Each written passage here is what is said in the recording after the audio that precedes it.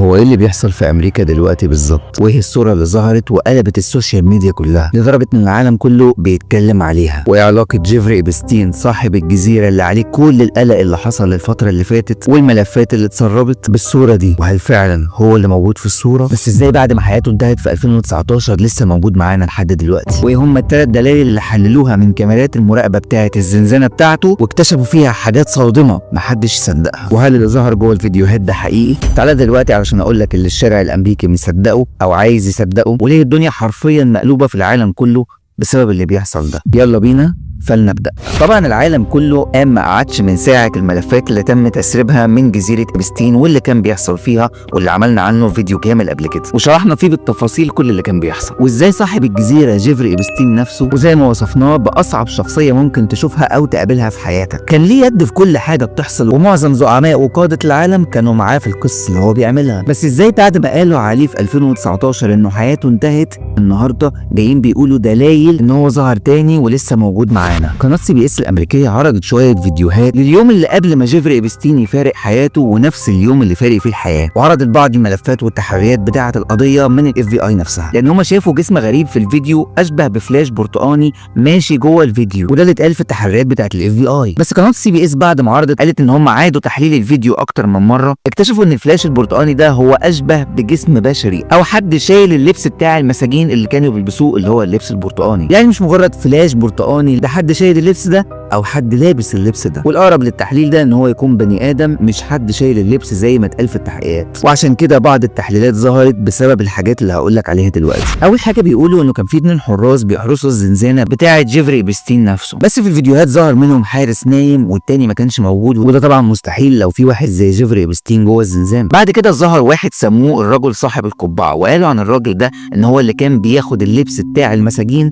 عشان يغسل اللبس ده او يوديه المغسله، والمفروض ان جيفري إبستين كان فارق الحياه الساعه 10:30، بس بيتقال ان الراجل ده دخل وخد اللبس وخرج الساعه 12 بعد منتصف الليل، وبعدها المساجين بيقولوا ان هم سمعوا اصوات جوه الزنزانه بتاعه جيفري إبستين نفسه، رغم ان المفروض ان في وقتها كان مفارق الحياه. ومن ضمن التحليلات اللي بيقولوها ان هو لقوا جوه السجن بتاعه شويه ادوات منها جهاز تنفس والكابل بتاع الجهاز ده، ورغم ان الجهاز ده ما ينفعش يدخل الا بامر خاص ولازم يكون معاه ضابط بتصريح معين علشان يدخل الكابل ده، وخصوصا انه كان في سابقه قبلها باسبوعين لجيفري إبستين لما حاول ينهي حياته بايده، وده على الكلام اللي اتقال، والكلام ده ما كانش مكتوب في التحريات، وده بيدل على ان كان في حاجه غلط في القصه دي. وازاي بعد ما قالوا في توقيت معين اللي هو الساعه 10:30 ان حياته انتهت، ان كل القصص اللي حصلت دي حصلت بعد التوقيت اللي هم قالوا عليه. لو الاكتر من كده انه في 7 دقائق من الفيديوهات مالهمش وجود ومالهمش اثر ومحدش يعرف اصلا ايه اللي حصل فيهم، يعني تقريبا مخفيين تماما. ودي كانت اول دلائل تظهر على القناه دي والناس حاولت تتمسك بيها. بس الدليل الثاني كان صادم بجد. الصوره دي انتشرت على السوشيال ميديا وقلبت السوشيال ميديا حرفيا،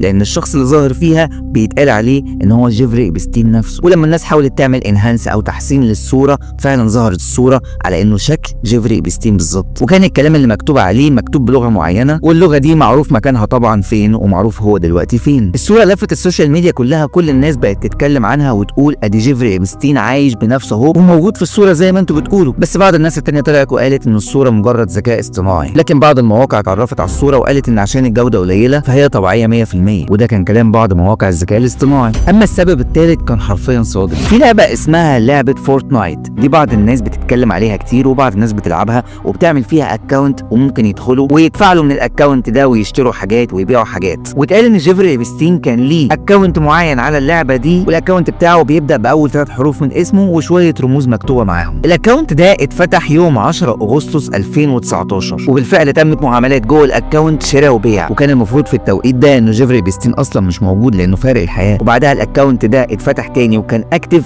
في 2025، والمره دي اتفتح من نفس المكان اللي ظهرت في الصوره، وده طبعا خلى ناس كتير جدا تتاكد من انه لسه جيفري إبستين عايش. واكد على الكلام ده ناس كتير جوه امريكا لدرجه ان في نائبه في الكونجرس كانت دايما بتقف ضد ترامب، والنائبه دي صدقت الموضوع جدا لدرجه انها شيرته على صفحتها الخاصه، وحرفيا الشارع الامريكي مقلوب ضد ترامب وضد اللي حصل، وناس راحت وقفت قدام برج ترامب اللي موجود جوه امريكا، وكميات بالافات عشان يقفوا ضده يردوا ويقولوا انه مش عاجبهم ابدا اللي بيحصل وهو كان مشترك فيه. الملفات حرفيا قلبت العالم كله، واكيد في سبب معين هيتعرف الايام اللي جايه لظهور الملفات دي في التوقيت ده بالذات. هل هو ترامب ولا في سبب تاني؟ انا عادل مجدي، مشاهد كتير للفيديو ده ومستني اعرف منك، هل انت متوقع فعلا ان جيفري إبستين لسه عايش ولحد دلوقتي ممكن يكون موجود وكل اللي حصل ليه كانت قصه، ولا حياته اللي انتهت في 2019 بسبب الاعمال اللي كانت بتحصل جوه جزيرته وهو السبب فيها لسه لحد دلوقتي ليها نتائج كتير ومحدش يعرف هتوصل لفين بالظبط؟ مستني اعرف رايك.